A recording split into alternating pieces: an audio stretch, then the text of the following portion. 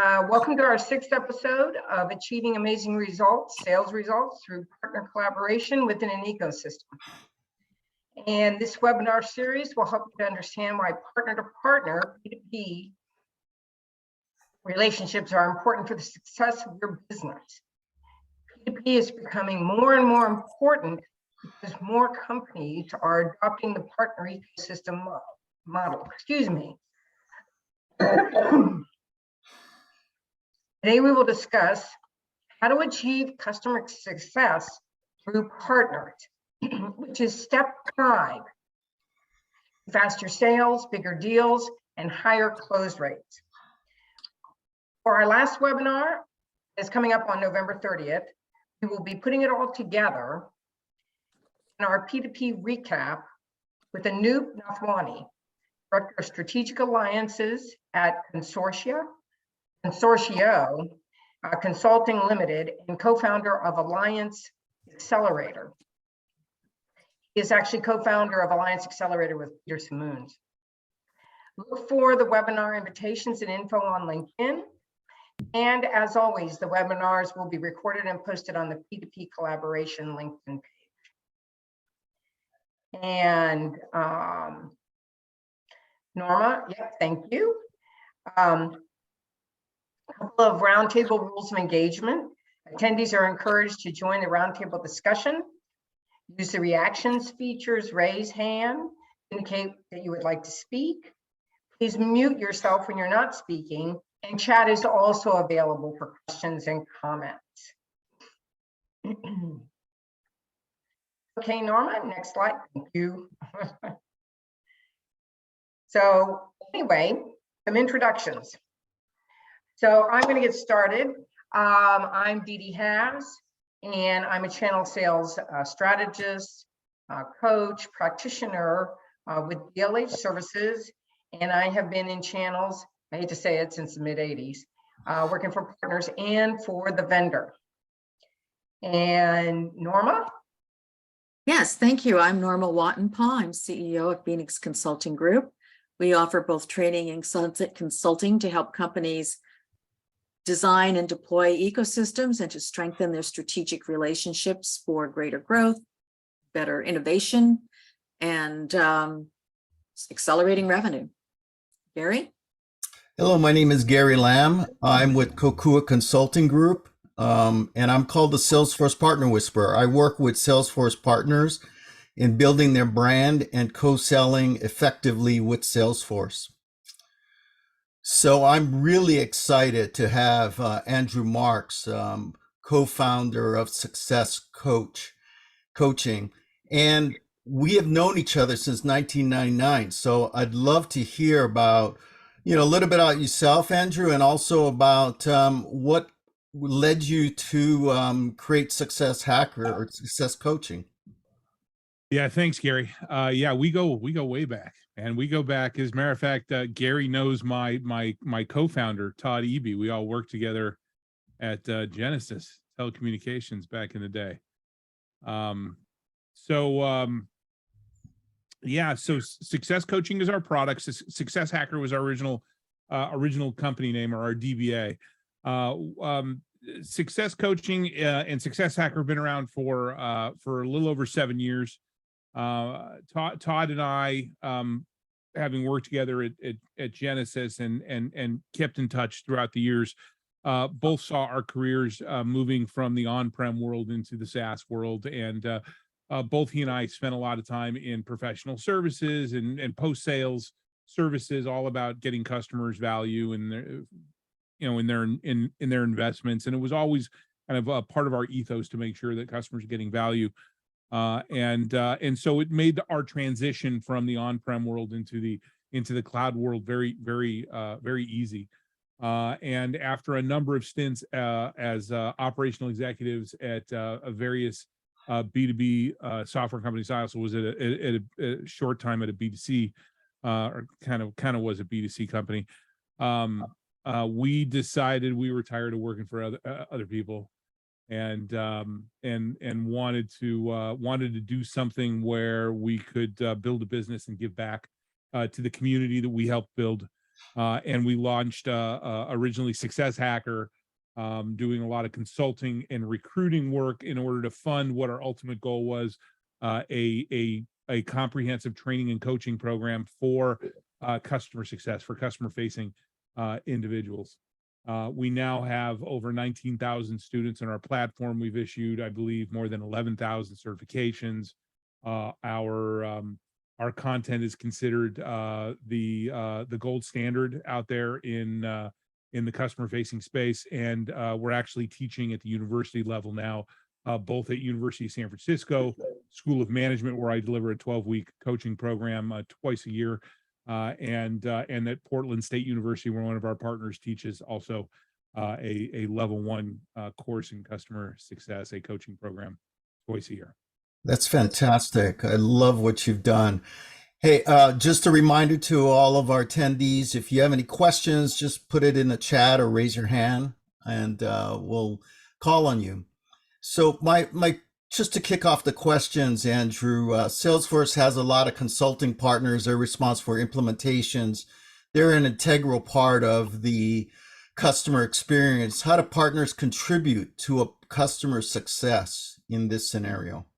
Well, at the end of the day, a customer success or failure with your offering is very dependent upon that implementation and that adoption that needs to be driven, and there needs to be somebody doing that. There needs to be somebody enabling that, and it's something that vendors need to be. You need to understand that you need to support your partners and give them all the tools and all the training that they need in order to achieve those goals. Customers do not invest money just to invest money. They invest money to get a return on their investment. And whether a partner is engaged or not, at the end of the day, if they are experiencing some sort of challenges, they're looking at your logo as a vendor, right? That at the end of the day, they're going to discontinue their relationship with you before they're going to discontinue the relationship with the partner.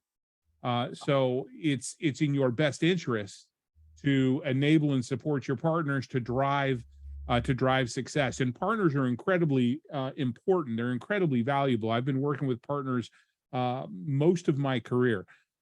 Typically, partners have an existing business relationship with your customers. They understand their business. They understand their needs. They understand how their desired outcomes connect to overall business objectives that the customer is trying to achieve. And what I found in a lot of cases, because they've already established relationships with key customer contacts, they know and understand those pain points. And customer success isn't just achieving the customer's desired outcome.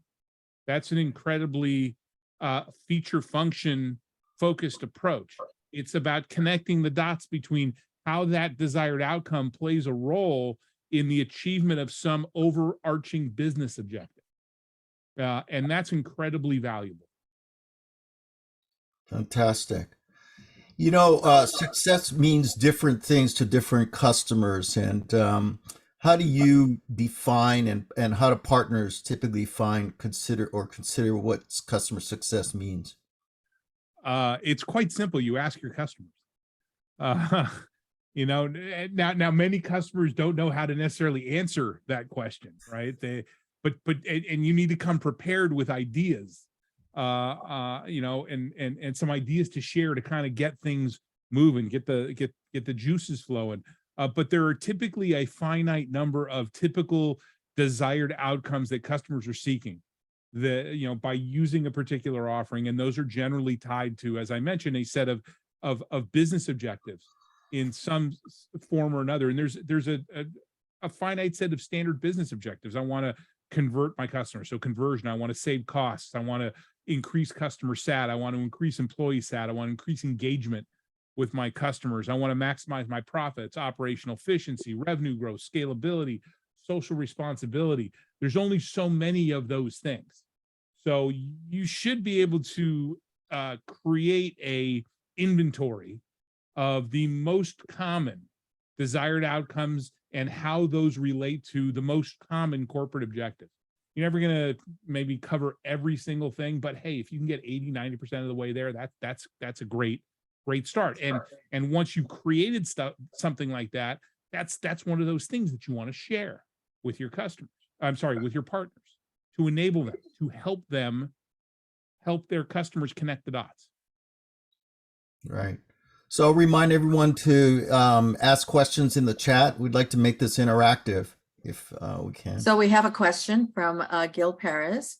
Does your program include training from pre-sales to customer success, continued success through the full cycle?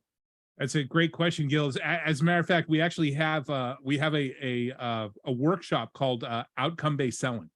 That's all about getting involved at the later stages of the sales process and how you use the involvement of customer success before the contract is signed to formulate and validate the what the customer is trying to achieve, and then pull that all the way through into the post-sale side and ensure that everybody's on the same page. There's complete alignment, and there's that transfer of information, that TOI, because there's nothing that can more easily stop the momentum and the excitement of a new solution than the post-sales team responsible, whether that's internal or that's a partner, the post-sales team responsible for making the promise into a reality, not knowing what's going on. So it's all about building and maintaining that alignment. And it's valid whether, once again, it's an internal team you're dealing with or whether it's a partner. That transfer of information is so important. It is probably, in our training in general, we talk about this concept called moments of truth. Right? There are these moments in the customer experience where you can make or break the relationship with the customer. Doesn't matter whether you're an internal team, customer success team, a delivery team, or a partner team. You need to make sure that transition is seamless, because if it's not, if you're asking the customer the same questions that they've already answered, if you are having to reset expectations because they weren't set appropriately in the sales cycle, that causes the customer to pause. And they're like, whoa, did I make a mistake? Did I make the right decision here? It introduces risk, and it can slow down it can slow down and reduce that excitement. And that's the last thing you want. You want somebody, you want a company that shows up and they're excited. Oh boy, what are we going to do? It's amazing how just a few simple things can really cause a disengagement from the customer. We've actually done studies with hundreds, if not thousands, of our customers that we've worked with over the years. When we were doing a lot of consulting, they would come to us and say, we got a problem with retention. We have a problem with churn. And we think it's X, Y, or Z. We think it's product. We think it's engineering. We think it's something that happened. The executive sponsor left. More times than not, and I'm talking like 60 to 70% of the time, it was because the handoff. It was something that happened in the onboarding that kind of derailed things. And so you got to make that, and it's usually when we would go in and do consulting, it was the first place we looked. And it was the first thing we fixed. You have to make sure that is seamless, it's smooth, and yeah. So can you speak a little bit to some of the challenges? Because today many enterprise sales are like 5, 7 partners that have to, come together and actually form that value proposition or that customer outcome that the customer is actually buying. That seems to add another wrinkle in the complexity of how you deliver the solution and how you manage that ongoing customer interface and enable a success. It's very, very true. And it's not just these days. It's been that way for a long time. I think that your partner managers need to understand that they're going to basically end up being a coach and being a ref, and you need to approach that in that way. There's enough revenue to go around for everybody, which was always the attitude that I took when I was working with partners. Matter of fact, through partners, we ended up generating more revenue. Yeah. So you got to keep that in mind. And you also need to remember that as a partner manager, you need to play an active role in maintaining that. And that's you got to be the coach, you got to be the ref.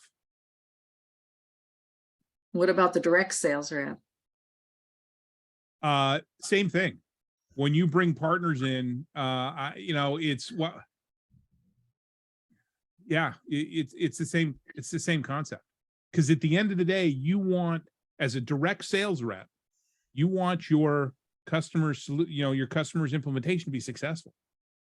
Right. And even though you're not using your own team to deliver it, once again, at the end of the day, if there's a failure, they're looking at your logo. They're not looking at your partner's logo, they're looking at your logo. Yeah. So Andrew, I have a question around sort of the difference between partners that are generating new logos and then partners that are working with your existing customers, and how a company can support those partners that are working with your existing customers, and whether you think that the relationship should be managed by someone that might be like a partner success manager versus somebody that maybe traditionally has been out of the channels or alliances team that has perhaps a little bit more of like a sales new logo mindset. Where do you think that responsibility should be? Rod, thanks for the question, by the way. Good to see you. Good to see you. I think that there's a role for partner success managers. It's just like the difference between the traditional account manager and customer success managers. It's a different set of emotions. It's a different set it's a different set of muscle memory. It's about driving value. It's about enablement. It's about driving adoption. Those aren't necessarily things that somebody who has more of a sales mindset is focused on or has experience with. Are you seeing teams that are setting up partner success managers? Yes. Is it a different group? We see both. We've seen partner success managers specifically hired within the partner organization, but we also, probably more times than not, we see partner success managers as an extension of the customer success team. And we're seeing more and more companies, large, sizable companies, have come to us, and they're actually they're having their partners go through our customer success training programs. So much so that we're in the process of releasing a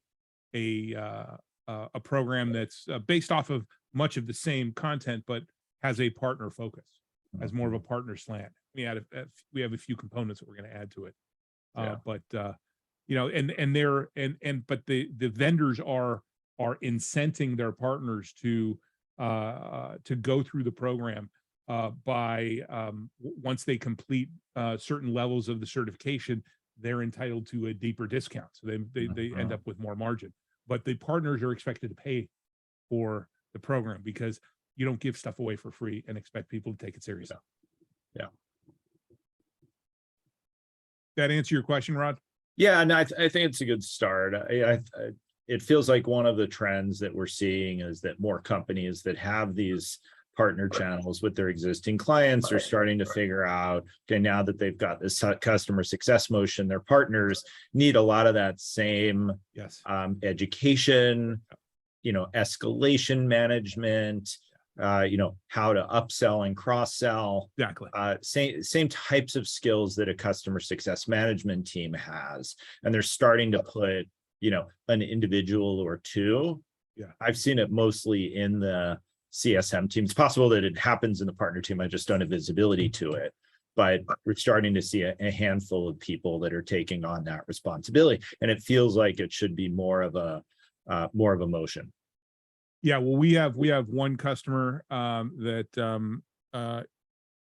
we have one customer where it's a partner organization that owns that, and we have another customer where it's the customer success organization. Yeah.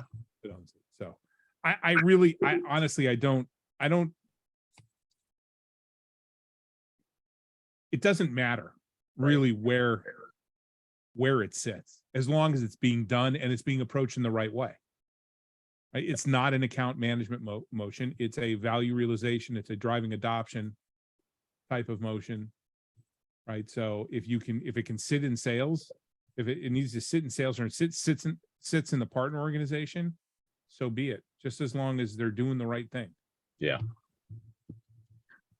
Are vendors actively training their partners on how to do customer success management? I'm sorry, what was that, Norma? Saying, are vendors actively training their partners on how to do customer success management, how to, inculcate them in the importance of that after sale engagement? Well, like I said, we've got about half a dozen customers that are either in the process or have rolled out programs that have basically mandated in order to achieve different discount levels that they need to go through our certification program. So from our and it's happening enough, and it's enough of it. There seems to be enough of a groundswell, especially with really large companies, that we're going ahead and coming up with a tweaked version of our current offering. There's a tremendous amount of overlap. I mean, the design for our partner customer success is really just we're replacing like 2 of 24 modules. It's all the same standard content. It's all very foundational. Here's What how makes you it unique? Pardon? Just out of curiosity, what makes it unique What makes it unique? for partners? For So it, two modules, so it's let's- standard foundational customer success. What we do is we're adding a module on you're a partner, here's why customer success is important, and we're adding a module on here's how you sell within a customer success role, here's how you sell professional services, here's how you sell value. Okay. Which is not something that we have in our standard curriculum for customer success managers, because that's typically done separate. By the partner. So Andrew, it addresses the partner's ongoing success as well as the vendor's Exactly. presentation. Exactly. Yes, Gil. Andrew, would you say then that account management is kind of fading a little bit away and customer success should be the real focus? Loaded question. I've always kind of felt that way. Right. I've always felt that that a customer is going to continue doing business with you if you are providing value. Right? Agreed. My question comes from the perspective, I've been in sales basically all my career, and now I'm in the partner world. I'm acting more of a customer success manager, but I'm still a channel manager. Yeah. But I've always felt that part of being successful in sales is keeping tabs with those needs of the customer and Yeah. maintaining that relationship. Yeah. And connecting with different levels of the organization and with across the organization, up, down, and to the sides. And now I'm hearing all these trends and fads and names and titles, and then you're putting it in a very great context of training, because if you don't train for it, new people coming in don't know. But then the question is, what's more important? And what you're kind of describing is, it doesn't matter if you call it an account manager and if it sits on sales and customer service or in the partner channel, as long as someone is doing that set of roles. Yes. Of making sure that the value proposition is taken care of. Yes, exactly. See, you have the right, but see, from what you just described about yourself, you have the right attitude, the right perspective. It's less about the title, and it's all about the perspective and the skills and the right. I've seen account executives who are very process driven. We have this B-Manter, blah, blah, blah, whatever the sales process is, very process driven. And if I get enough qualified leads, it goes in, and there's this process that has been baked over years and, 30, 40, 50 years of sales process.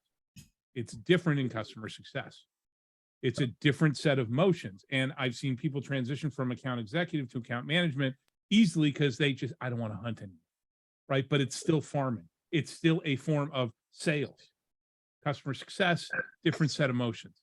I tell people that I think it's more difficult to actually nurture an account than bring a new one, but that's a whole different conversation. You know what? I agree with you. I think, and I've got a lot of friends, and I have a lot of respect for sales and account executives.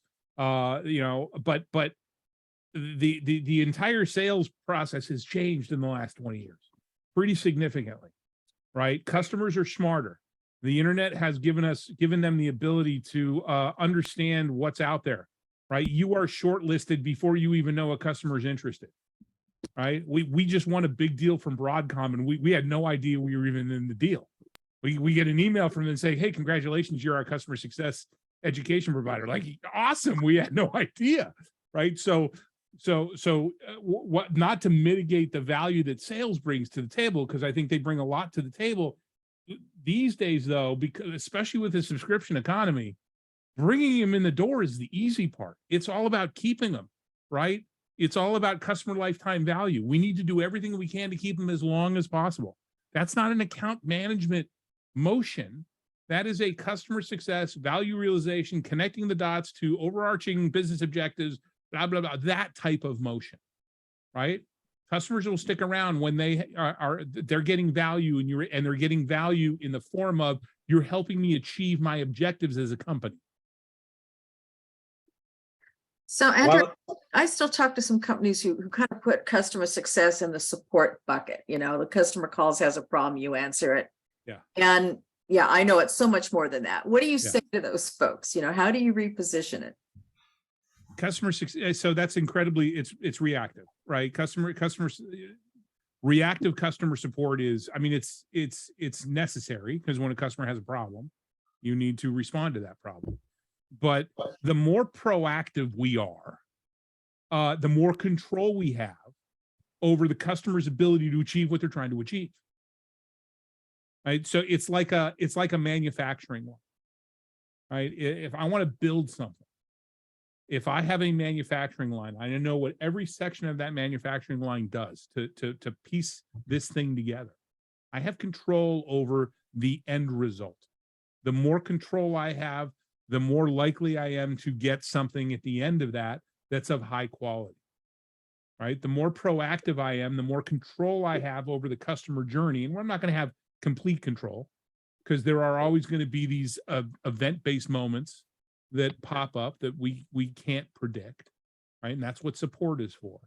But the more control I have, the more proactive I am with my customers, the more likely I am to be able to guide them to where they want to go. And that's why being proactive and having a proactive customer success organization is so important. Andrew, I have I'm gonna- a quick question. Is there a particular profile of organization or type of people that don't seem to get it when it comes to customer success? I'm sorry, that might seem what you cut out for there for a second. They don't seem to get it. Is there a particular profile or people who don't seem to get it, that it's important that they maintain Oh, and have customer success? it's not, I don't see profiles per se. I see I see people that haven't that come from the maybe the on-prem world, or come from how things were before the subscription economy, that have a hard time wrapping their head around this concept. But it's not a particular profile. I've experienced it with younger generations that just don't seem to get it. I've experienced it with older generations that don't seem to get it. I've experienced it with VCs, C-suite executives that don't seem to understand that we need to change the way we deliver, because we're changing the way we deliver. We're delivering software and services in a different way now. The risk has shifted from the customer who wrote a big check up front to the vendor, who is now only getting a small piece of what that budget originally was. So it's, once again, back to what I said, it's all about the unit economics. It costs us X to acquire a customer, and we need to see a customer lifetime value of at least 3 times that to be considered a financially viable company that's doing well. You need a 3x CLTV to CAC ratio. That's what you're shooting for. That's what the market looks at. That's what the VCs look at. That's what the board members are looking at least that. do you find them like a hard, oh, I'm sorry, Rod, did you? That's okay. I'll, when you're done. Just, do you find them to be hard nuts to crack? Like get it through their head? Or do you have to like throw dollar signs out there and show them some statistics? So statistics always help. Going to their CFO if it's not the CFO, usually is quite helpful. One of my strategies that I used to use quite often as a operational executive was when I had a hard time convincing engineering or my CEO or somebody else in the organization about the importance of certain aspects of our customer success delivery is I would collect the data. I go sit down with my CFO. Say, David, look, I'm going to spell it out for you in really, in financial terms. And it's one of the things we train people on also is when you're trying to drive change internally, when you have challenges, you're trying to drive change internally, like that thing that keeps getting pushed down the product roadmap priority list. A great way to do it is to spin up a narrative that explains very clearly, this is how much revenue is at risk, or this is how much it's costing us. So that helps. Yeah, revenue at risk always helps. Yeah, exactly. Andrew, do you focus your training more from a trainer perspective, or do you think that everybody in the organization should go through your customer success training? That's a great question, Gil, and it's actually a direction that we're moving moving the product towards. So success coaching is a skills-based learning, or is a skills improvement platform, and we believe that customer success is something that everybody in a company needs to be exposed to. And so we are in the process of refreshing some of our content and developing it in such a way that we can provision core content, and then these things called putting it into perspective. So based on where you're at in your organization or what type of vertical you're in or what have you, we're able to plug in for you. Hey, you're in healthcare. Great. Here's a perspective of how you would apply this concept in a healthcare type of environment. So we believe that customer success is something that transcends customer success organizations, and we're seeing more and more companies starting to become interested in a consumption model that we've rolled out, where they can basically sign up their entire teams and just say, hey, go take this course, get some exposure to it. But we believe customer success is customer support 2.0. And everybody needs to understand it, needs to enable it, be enabled with it in some respect, whether it's your product management team, your engineering team, your accounting team, who are fielding calls from your customers, what have you. You're just going to do a better job with your customers. All right.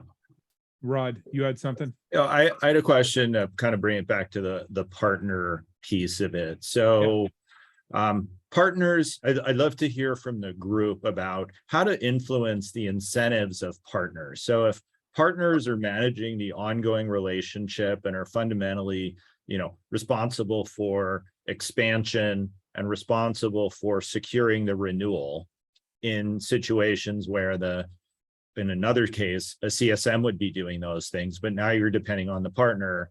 The partner's incentives are different. They're like, oh, it's one of many solutions that they may be working with the client, and it's not the only one that they need to expand or renew. And the urgency of, let's say, completing the renewal by the end of the target month is less of an issue for them because they know the customer is not going to churn. They don't get measured on it. Does anyone have point of view about how to influence the partners or techniques to be able to work more effectively with the partners to help align, your software company's goals with the partners' incentives and goals?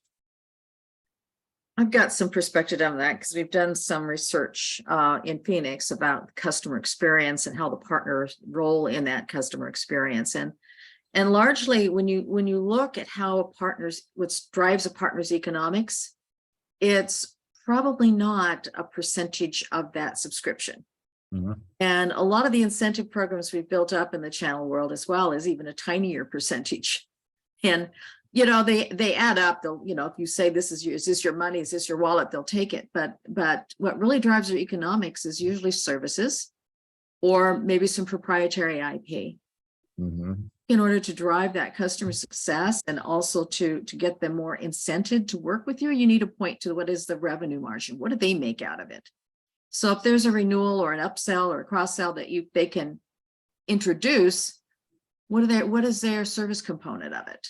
And how do you bring that into their forefront of their thinking? What if you gave them a bigger piece for every renewal? What if you gave them a little bit extra?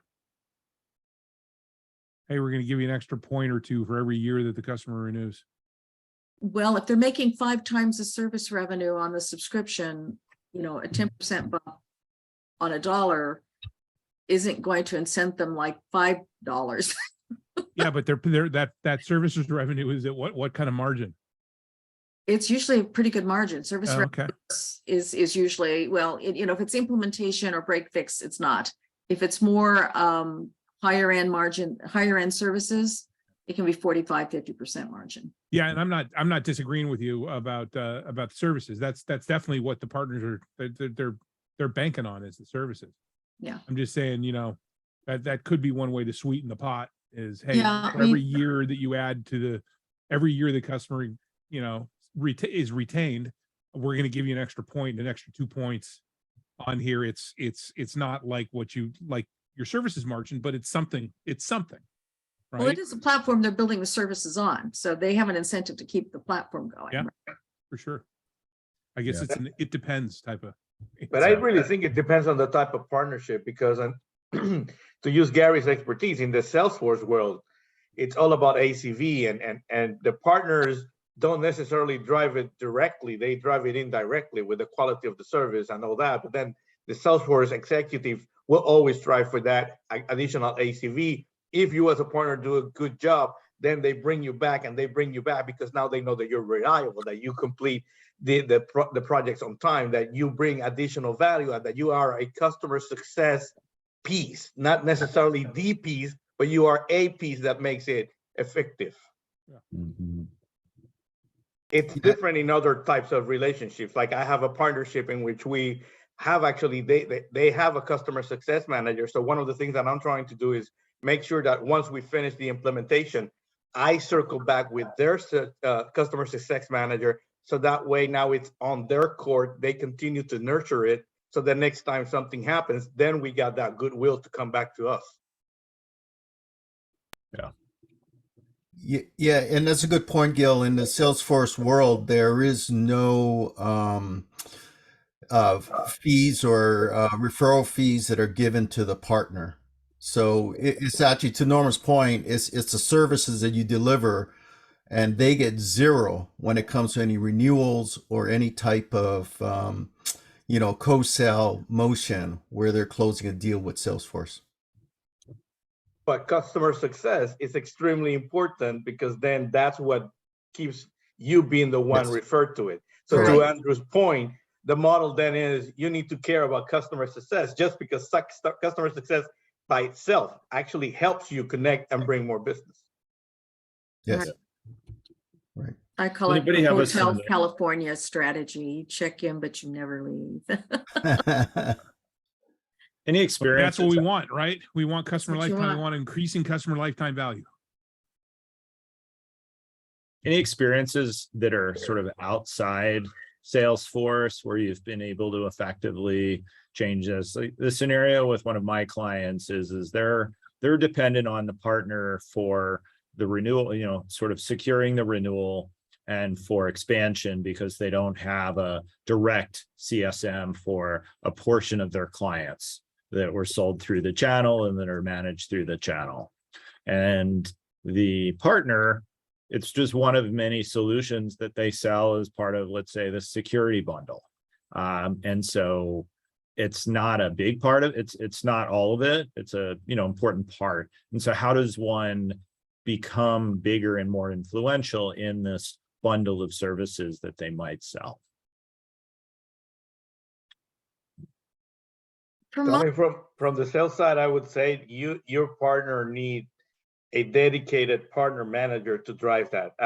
You would need to find that right person that would continue those conversations and continue to act almost as a customer success, but with a sales hat first to help drive and push for that extra, and combine it with normal strategy of maybe sharing a little bit more of the revenue, because you need some skin in the game in order to really push it. Yeah, I think this concept of having a partner success manager is increasingly important in those scenarios where otherwise you would have either the CSM needing to work through the partner or, but as one of many, or where there's just no relationship and it falls down. I think it becomes more difficult when you're talking about the long tail of your communities. I mean, if you have partner managers, they're usually assigned to your, top producers, but you have this long tail and it's really hard to know what's going on out there. Right. So Rod, this partner that you have, so they have one piece of a application that is bundled by, not by them, but by the vendor. No, it's not a partner. It's a client. I do consulting work, but I have a client who sells security software, and they sell a lot through channel partners. They sell a lot through channel. Yeah, the channel partner sells like data center software that includes security software, and this is one of the many security software or one of several security solutions that they sell to this company. So the partner cares about their overall relationship with their customers, Right. Of which, my client solution is one of them, Right. but not the only and not necessarily the biggest. So their ability to say, hey, the renewal's coming up on December 1st, how's it going? The answer is, well, we have our quarterly meeting in November. It'll come up there, but it's not going to be the main topic. It's just part of the solution that they provide. And they recognize they're not going to churn. So there's not really an urgency, right? When they sign the contract, they'll get it signed. They're not going to churn. We're not going to turn them off. But from my client side, it's sort of a missed renewal if you're trying to get the renewal signed by the target renewal date. And so there's some incentives on our company, like my client side, to close renewals by the target date. So getting the customer mind share or the partner mind share, getting the partner mind share is important. And, partners are going to go where it not only is of value to them, but it's also money, revenue. Yeah. They're going to go to that person or that organization. So back in the day, and this was a perpetual license, but I worked for Intel for many years, and this was in a software a division that sold software management and for networks. And we did sell perpetual licenses, but our renewal services were really more of a subscription type of base. And renewals were not skimpy. They had a lot of value to them and gave a lot of value to the customer to incent them to have a software, service agreement, and to keep renewing that particular software agreement on a yearly basis, or every 2 years, or every 3 years, and discounts, of course, on 2 and 3 years. But we, as Intel, made sure that it was something that the customer realized that they needed to do. And on the partner side of this, our partners were responsible for doing the renewals of those customers of theirs. And we gave them 20% margin on it. And the price was not skimpy, but it was of value. And so they got 20%. And I'll tell you something, those guys, I would contact my partners. They knew when the renewals were up and that they needed to close them. And it's something that they actually went after because they knew they could make some money off of them. And it allows them a touch back to that particular customer, maybe some additional software or services. Yeah, thanks.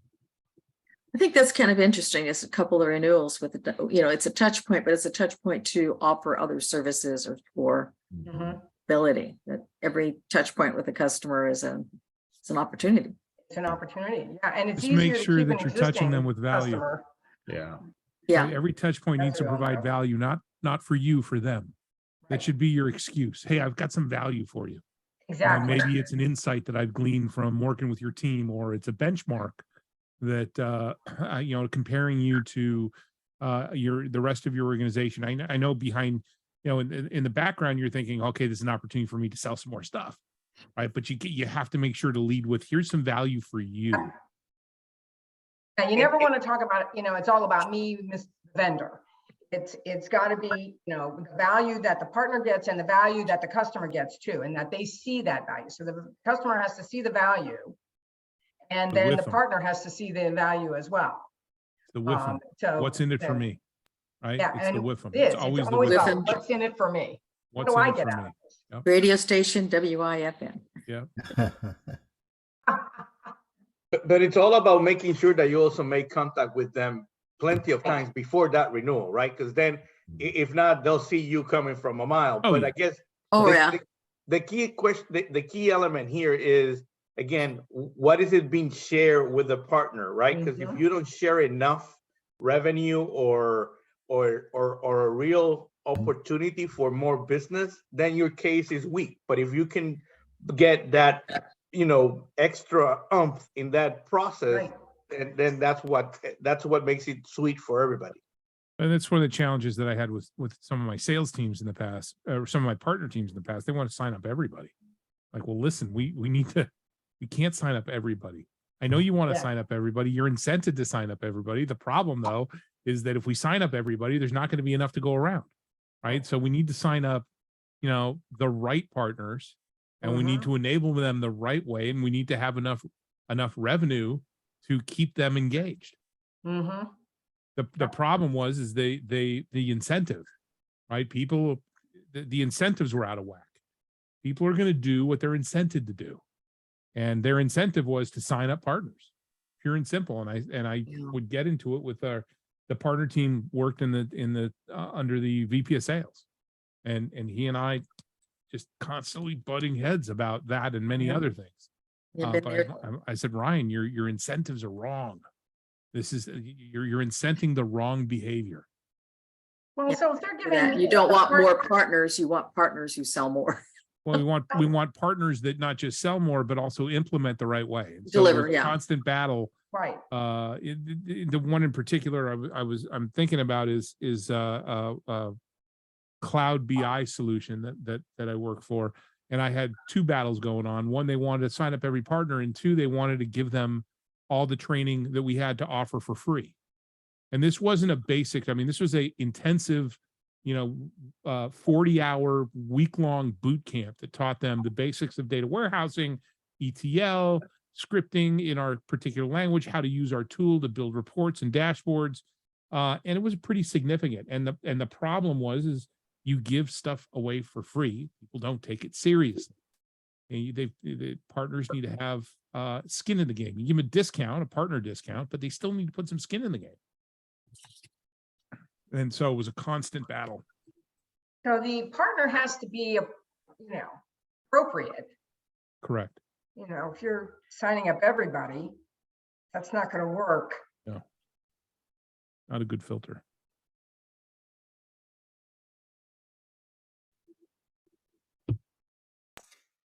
Okay, any more questions? What else you got for me, Gary? You got anything else? Well, just maybe a last question, and I think we've put a lot on this subject, but maybe where can people contact you, and maybe some of your new offerings that are coming out for people? Successcoaching.co. We've got everything. We've got a ton of content. We have built our business with content. There's a ton of content in front of the paywall. In addition to all of our training content behind the paywall. So there's a lot of really good content there. We've got a very active blog post. Follow me on LinkedIn. I'm always posting new content. usually weekly. We have a YouTube channel. We have, I run 2 webinars a month. One is the CSM Mastermind, which is individual contributor focused. The other one is the CS Leadership Roundtable, which is more leadership focused, as the name implies. I also have a webcast that will hopefully become a podcast here soon once it moves up our priority list, because we have so much stuff going on. All of those things can be found on the website under resources. So like I said, all that stuff's in front of the paywall, and we also have all of that stuff posted on our YouTube channel. So we got lots of stuff, and I would encourage you, if you like customer success, if you're into customer success, if you want to learn more about customer success, definitely check out, besides the website, definitely sign up for some of our webinars. They are free to attend. We get a lot of people showing up. We do a lot of Q&A, very much like this. So it's definitely one of the more popular customer success webinars or sets of webinars out there. Great. Thanks a lot. Norma, do you want to finish up with the slides? Absolutely. I'll share, and Dee Dee will finish. So, Andrew, thank you so much. I think this was great. And thanks Yes. to everybody who participated, and for everybody who attended this roundtable. We really, really appreciate it. So like Andrew mentioned, you can get information at successcoaching.co. And also, if you want to, if you would like to continue any P2P conversation and connect with Norma, me, or Gary, there is the P2P collaboration1@gmail.com as well. Norma, last slide.